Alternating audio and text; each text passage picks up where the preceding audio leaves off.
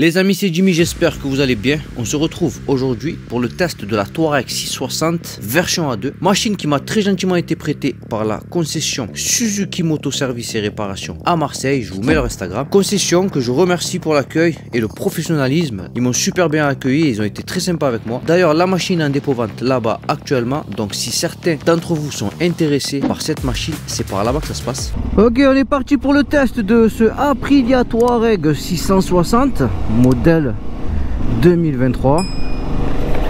Ok, bon, mes premières sensations au guidon de cette machine. Comment est-ce que je me sens?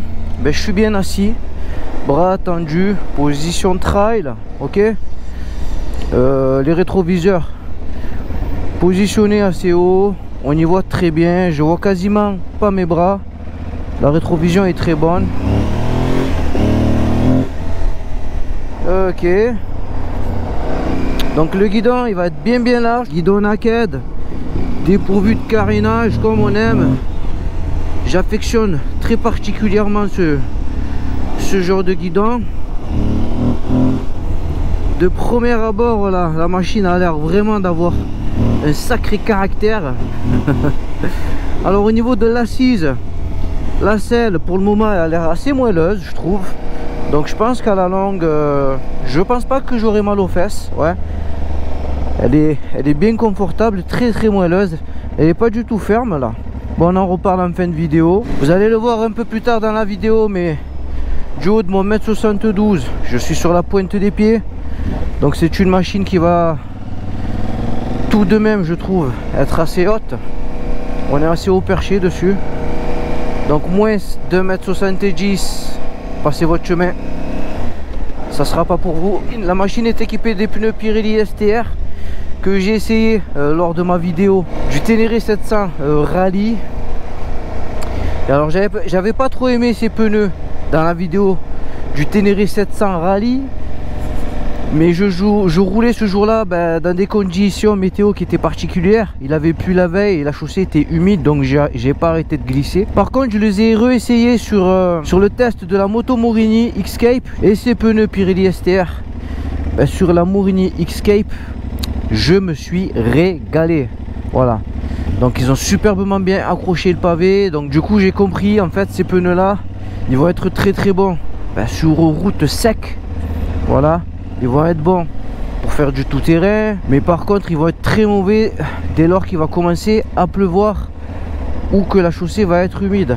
Voilà, aujourd'hui il fait très beau, le sol est sec, donc avec les Pirelli STR je pense qu'on va bien s'amuser. Ok, bon, on profite d'être arrêté, je vais essayer de trouver le point mort. Il me semble avoir un peu galéré. Hop, première et point mort. Non, autant pour moi, aucune difficulté à trouver le point mort, c'est assez facile. La machine, regardez, elle est super maniable. Alors j'ai vu dans des vidéos que certains se plaignaient de son poids. Honnêtement, 204 kg pour un trail, je trouve pas ça lourd.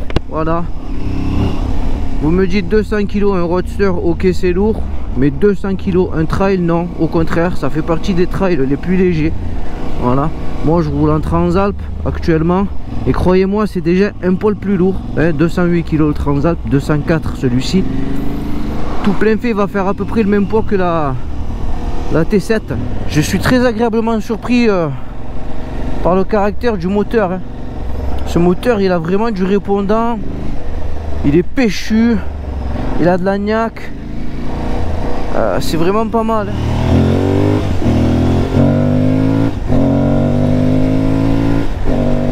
Ok, le shifter est vraiment pas mal, hein. Ah ouais, faut voir en descente. Ok. Je me régale. Oh pauvre. Allez, j'ai les pneus un peu chauds, on va essayer de se prendre de l'angle sur le petit... Oh purée. Tu vois, je suis habitué au Transalp, puis je mets des coups de klaxon au lieu de mettre le clignot, hein. Alors, prends un peu de l'angle léger, je mets le pied parce que je suis pas serein, hein. Ça va, s'accroche bien le pavé, hein. Aucun mauvais retour d'information, hein. Ni vis-à-vis de la monte des pneus, ni que ce soit au niveau du train avant. Voilà, ça réagit bien. Eh, cette machine, elle est super confortable, hein, j'ai envie de dire pour le moment. Allez, on se fait un petit tour du propriétaire de ce Aprilia Touareg 660 modèle 2023. Hop, hop, hop, hop, hop, hop, hop. Il est beau, hein. Alors, pour l'optique avant, clignotant et feu arrière, ce sera du full LED. Voilà, là, il y a les feux donc portés, mais je trouve que c'est un peu plongé vers l'avant, c'est dommage. Et les rétroviseurs, on y voit bien. Là, vous pouvez voir là des petits pads de protection, ça a été rajouté.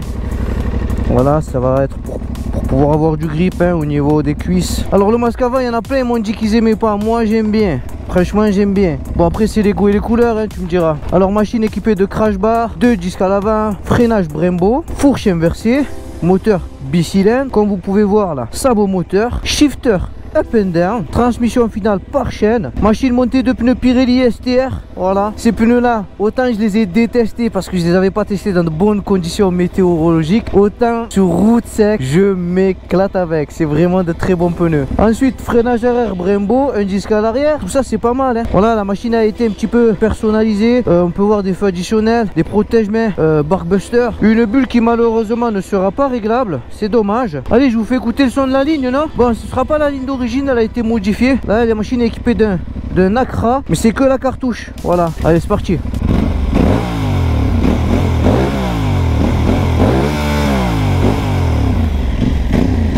Alors ça fait un bruit rock, mais c'est pas tonitruant, hein. Voilà, vous sentez que c'est pas du tout la ligne complète, hein. Vous sentez qu'il y a le catalyseur et que le catalyseur fait bien son taf. Voilà, qui le neutralise assez bien la bande sonore. Alors, je fais un petit tour des commandes. Alors, qu'est-ce qu'on a? Régulateur de vitesse, au bas, gauche, droite. Là, ça va être les boutons pour entrer à l'intérieur de l'écran TFT, clignotant et klaxon. Voilà. Ici, le passe pour faire des appels de phare. Levier d'embrayage, malheureusement, qui sera pas réglable. De l'autre côté, on a quoi? Frein avant qui lui sera réglable. Voilà. Un petit bouton ici pour passer en feu de route, feu de position et tralala. Voilà, ça sera pour les lumières, coupe-circuit et démarreur. Et ici, c'est un autre bouton pour la veilleuse, il me semble. Voilà. Alors, au niveau de l'écran de TFT, ça donne ça. Il est superbe. Voilà, on y voit très bien. Donc, c'est la version A2. Donc, du coup, malheureusement, j'aurai que le mode Explore. Mais sachez que vous avez d'autres modes de conduite si vous avez la machine en débridé. Le traction control sera tout de même sur la version A2. Vous pouvez voir là, paramétrable et désactivable. Je vais le laisser sur 1 parce que la machine est haute. Voilà, et j'ai pas envie de me casser la figure. Ok, qu'est-ce qu'on peut voir sur cet écran? Le compte tour ici, la vitesse à laquelle vous roulez. Là, vous avez le rapport engagé. Ici, vous voyez 35 kW, donc la machine est bridée. Oh, il y a même ça de marqué dessus, c'est incroyable. La jauge à carburant, ouais.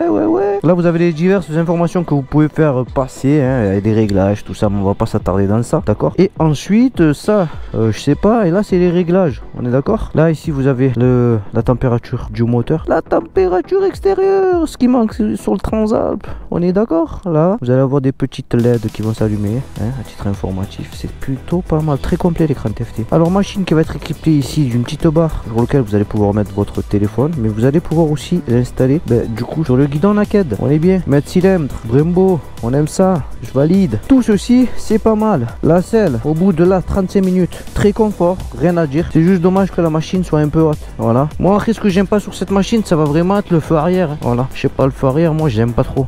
Ouais, je trouve que c'est pas fantastique, c'est pas foufou, hein. C'est pas mal tout ça. Allez, on embarque, mon ami. Hop là, matelot. Matelot arrive sur les flots. Lumini, mon ancienne fac de sport, ça me manque. Allez, on est parti. Ah, cette machine, la vérité, les amis, elle est superbe.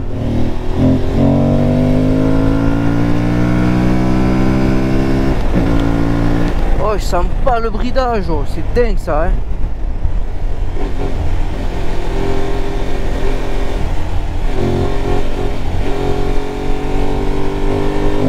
Wouhou! Frein arrière. Alors on prend un peu d'angle. Ça va, le frein arrière, il ralentit bien la machine, hein, la vérité. Ok.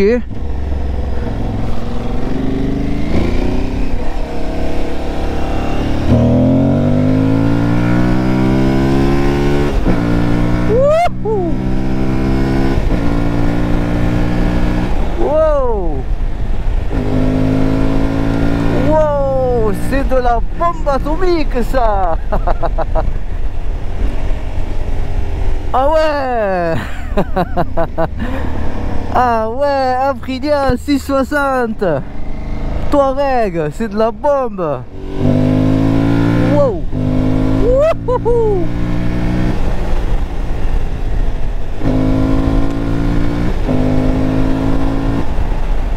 Incroyable, c'est le kiff, je me régale. Allez, frein avant, hop là, freinage combiné, hop là, ça va, ça freine, hein. Feux de détresse qui se sont mis en route quand j'ai actionné le freinage d'urgence, pas mal. Par rapport à la protection au vent, alors, j'ouvre ma bulle, bon elle est ouverte. Pour être franc avec vous, je sais pas si c'est la bulle d'origine, hein, parce que je vois qu'elle est un peu teintée. Je me prends pas de turbulence sur les yeux, hein, sur le visage. Non, ça passe au-dessus du casque. Donc la protection sera plus que bonne. Du moins avec cette bulle là. Je sais pas si c'est la bulle d'origine. Alors on va se faire un petit freinage arrière. 1, 2 et hop là. Wow, ça va. Il y a quand même du mordant. Bon, vous pourrez pas faire un arrêt de précision bien sûr, mais il y a quand même du mordant. Ah ouais, honnêtement. En plus l'ABS, j'ai trouvé qu'il n'était pas trop intrusif, ça va. Allez, on est parti. Wouhou. Alors on prend un peu d'angle là. C'est facile ça, mec. On fait attention quand on double un cycliste, un de roue, toujours. On prend ses distances pour pas lui faire peur. Ok.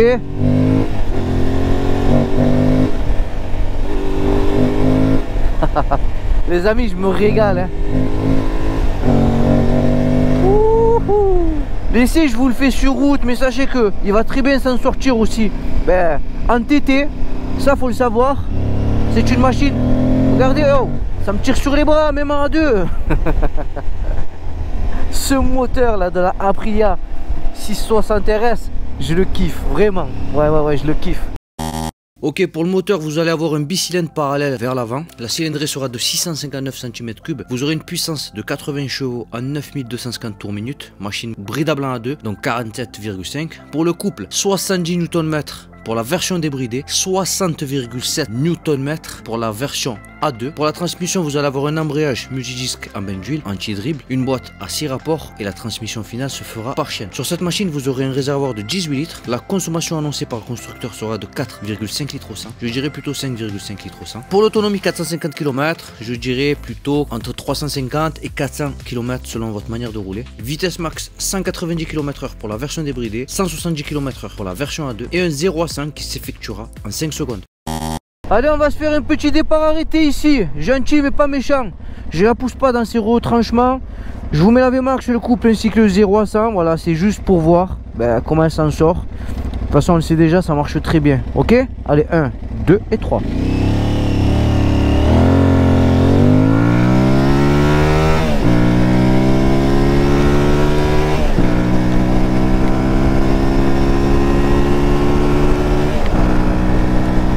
Ok, frein arrière, frein avant, ok.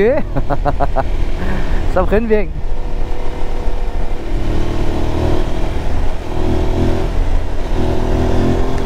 Freinage combiné.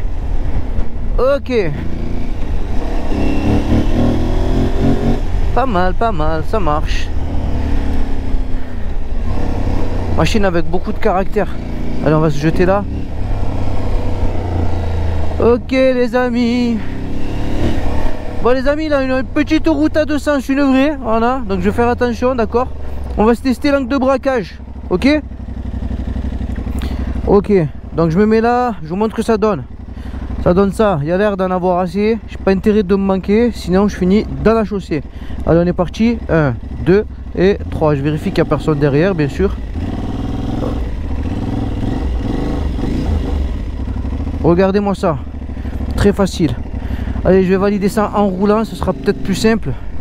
Allez, 1, 2 et 3. Ok, regarde. En plein milieu, impeccable. D'accord? Allez, maintenant je vais tester les freinages à faible allure. Allez, frein arrière. 1, 2 et 3. Ok. Allez, on se teste le frein avant. 1, 2 et 3. Ok. Eh, quand même, tu l'as vu le transfert de masse? Voilà, ça c'est dû au fait que la machine elle a beaucoup de débattement. Ça plonge hein, quand tu freines de l'avant. Mais bon, ça sera typique à tous les trails, ça, sachez-le. Plus vous aurez du débattement et plus vous aurez du transfert de masse. D'accord? Allez, on va se faire un petit freinage combiné maintenant. 1, 2 et 3. Ok, dac. Bon, freinage, ça marche bien, c'est du Brembo de toute façon. Hein. Donc voilà, Brembo, ça marche vraiment bien. Alors, est-ce que niveau accélération, ça marche mieux qu'un Transalp? Honnêtement, je trouve pas. Hein. Non, je trouve le Transalp, ça marche un peu plus fort quand même. Bon, Transalp, c'est 92 chevaux. Hein. Là, tu as à 70 Nm pour 80 chevaux. Voilà, donc ce sera moins puissant. Mais en fait, le couple, je trouve, il est distribué plus tôt. Donc ça fait que la machine est super joueuse. Vous voyez ce que je veux dire? Alors on va tester les amortisseurs. On va se prendre deux ralentisseurs. Alors j'en prends environ 30 et le second je vais essayer d'accélérer un peu pour voir ce que ça donne. Alors le premier, hop là, ok. Le deuxième je ralentis un peu. Ok. Bah ça va, ça réagit plutôt bien, un peu ferme en avant hein, par contre. Ouais, un petit peu ferme en avant, mais voilà, tout est réglable. Donc pas trop de problème hein, vis-à-vis de ça.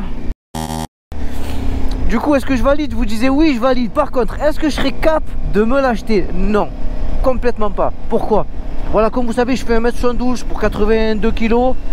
Je suis pas bien grand, bon, malgré que je sois assez massif. Quand je monte sur les machines, elles se tassent. Mais là, ça suffira pas. Cette machine est bien trop grande pour moi. Voilà, je suis sur la pointe des pieds. Bon, après, il existe sûrement des systèmes pour la rabaisser.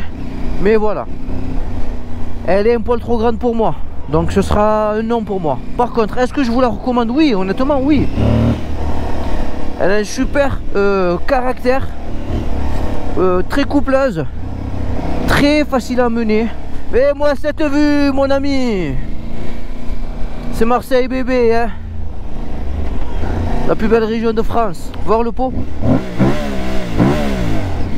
Ouais, ça fait pas vraiment le son d'une Acra hein. Et je sais de quoi je parle. J'ai eu une MT-07 avec ligne complète à la machine. Franchement là les amis, ça fait 1 heure je suis dessus. Confort, ouais, très confortable. Il n'y a rien à dire. Alors est-ce que ça se couche sur terrain sec?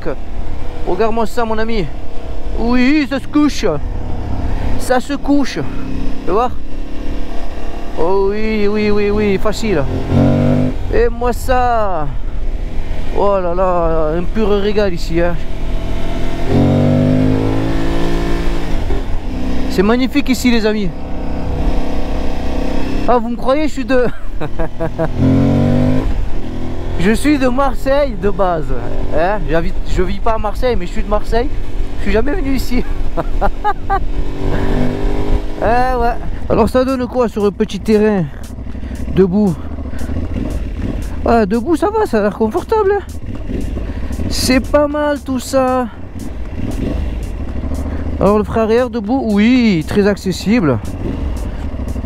Ok, d'accord. Franchement cette machine les amis, elle est superbe. Ouais, super bonne. Ah vraiment hein, je m'éclate avec. Même à deux, ça marche super. Alors je vais... À quoi je compare cette machine moi? Honnêtement hein. Alors comme vous savez, je roule en Transalp. Bon la Transalp, la vidéo va peut-être sortir après. Donc vous savez peut-être pas encore. Bon moi je roule en Transalp 7,5. Et je trouve que ça ressemble beaucoup à une Ténéré. Voilà. Au niveau de l'agrément de conduite hein, au niveau de la puissance, ça ressemble un peu au CP2. C'est un peu péchu je trouve. Tu vois. Peut-être un peu moins hein, que la Ténéré 700. Mais le moteur est super agréable. Au niveau de l'amortissement, c'est vraiment pas mal. La fourchette, les amortisseurs que ce soit à l'avant et à l'arrière sont très bien. En plus, c'est totalement réglable. 240 mm de débattement à l'avant et à l'arrière. Oh, où tu vas? Je crois qu'il y a 200 à peine sur la Transalp. Elle me fait voilà beaucoup penser à la Ténéré 700. Je pense qu'elle se débrouillera assez bien. Peut-être mieux que la Transalp en TT. Par contre, sur route, malgré que ça marche, malgré le confort de la selle et malgré l'agrément de conduite, je préfère quand même la Transalp. Voilà, déjà elle va être plus accessible, la Transalp, moins haute et moins haut perché que ça, d'accord. La protection au vent, personnellement je préfère celui de la Transalp. Le look, alors moi j'ai un Transalp mais je suis pas super fan du masque avant. Voilà, je le trouve pas vilain, je le trouve pas extrêmement beau. Celui-ci je le trouve pas mal. Voilà, le masque avant je le trouve pas mal. Maintenant, entre Aprilia et Honda, personnellement je préfère Honda. Voilà, niveau fiabilité, niveau rapport qualité-prix, c'est mieux. Cette machine elle sort quand même assez bien équipée. Bon, vous n'avez pas les crash bars ni les feux additionnels, mais il me semble que vous avez des pare-mènes de série, une bulle un peu plus courte que ça je crois que ça a été modifié, mais par contre vous avez un sabot moteur. Voilà, sur la Transalp vous êtes dépourvu de tout accessoire, mais une fois accessoirisé, c'est-à-dire comme celle-ci, c'est-à-dire un crash bar, des pare-mains et un shifter, vous êtes quand même en dessous du prix de celle-ci, d'une Suzuki V-Strom ou éventuellement d'une Ténéré. Voilà, ce sont des machines qui je trouve sortent assez cher. Ok, j'ai zappé lors du petit tour des commandes, mais là vous avez une prise USB. Voilà, donc c'est bon à savoir. Ok. Alors pour la partie cycle, vous aurez un cadre en tube d'acier, un empattement de 1525 mm, hauteur de selle 860 mm.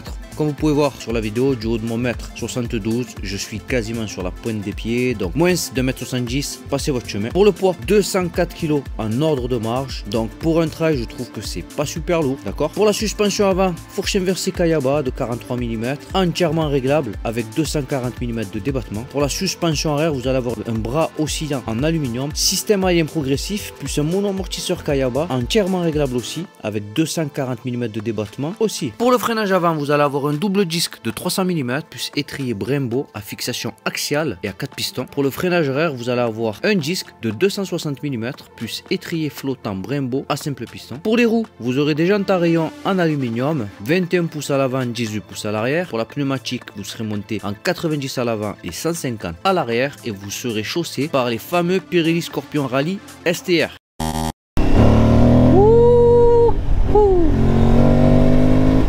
C'est vraiment de la régalade. La vue est incroyable. On y va mollo parce que ici il y en a beaucoup qui se cassent la gueule. Hein, voilà, moi j'y vais tranquille les amis. Je suis pas un fou furieux de la vitesse, hein, je vous le dis. Hein. Voilà, j'ai une femme, des enfants. Voilà, tous les soirs je tiens à rentrer chez moi, donc vous me verrez jamais rouler comme un bourrin, hein. Jamais. Voilà, surtout que je me suis déjà tué une fois en moto. Croyez-moi que je vais pas me tuer une deuxième fois. Ah ouais. Mais sinon voilà, on en revient à nos moutons. La machine est bonne. Oh, du coup à qui est-ce que je conseille ça? Ben déjà, si tu as un deux, que tu as envie de t'acheter ça, ouais tu peux. Par contre je te préconise de faire au moins 1m80. Voilà, moi je suis 1m72, je suis sur la pointe des pieds. 1m80, tu auras peut-être pas les pieds à plat, mais tu seras pas loin, d'accord. Ensuite, pas forcément que à deux, hein. Voilà, tu as eu ton permis, tu as envie d'un truc pour faire de temps en temps le dimanche avec les copains, ben, la petite balade sur les TET. Ouais, cette machine peut très bien être faite pour toi, hein. Elle va pouvoir t'emmener où tu veux. Voilà. Au niveau du tarif, je trouve qu'elle est quand même placée un peu cher, d'accord. Hop hop hop. Surchauffe moteur un peu. Je ressens de la chaleur au niveau de ma jambe droite. Voilà, ça au moins vous le savez. Aujourd'hui il fait pas spécialement chaud, d'accord. Il doit faire à peu près 12-13 degrés. Avec 15 je dirais. Non, 20 degrés sur le tableau de bord. 20 degrés sur le tableau de bord. Mais voilà, au moins vous le savez. La machine chauffe un petit peu. Voilà. Bon, pour conclure, ce Touareg est super, c'est un équivalent au Ténéré 700. Il sera, je pense, bon en TT, mais se débrouille très bien sur route. J'aime son look, son masque avant que je trouve très réussi. Il est très bien équipé avec du TFT, du contrôle de traction, des pneus Pirelli Scorpion STR ou encore du freinage Brembo. C'est un très bon trail qui, je trouve, mérite beaucoup plus de visibilité. Il aura bien sûr quelques défauts. Je note un seul mode de conduite en version A2, de la surchauffe au niveau du moteur ou encore une hauteur de selle qui, comme la Ténéré 700, servira seulement les plus grands. Bon, cette machine sera disponible en 3 couleurs. Vous aurez le bleu noir, le jaune noir ou bien le noir et rouge comme sur ma version d'essai qui est pour ma part ma couleur préférée. Elle sera vendue au prix de 11 999 €, soit 1000 € plus cher qu'une Yamaha Ténéré 700, prix que je trouve personnellement un peu trop élevé. Bref, les amis, comme d'habitude, je me suis régalé à vous faire ce test. J'espère que vous avez passé un bon moment en ma compagnie. Si oui, un abonnement et un like, ça suffira pour me faire plaisir. Les amis, c'était Jimmy, soyez prudents sur la route et surtout faites très attention à vous. Ciao, ciao.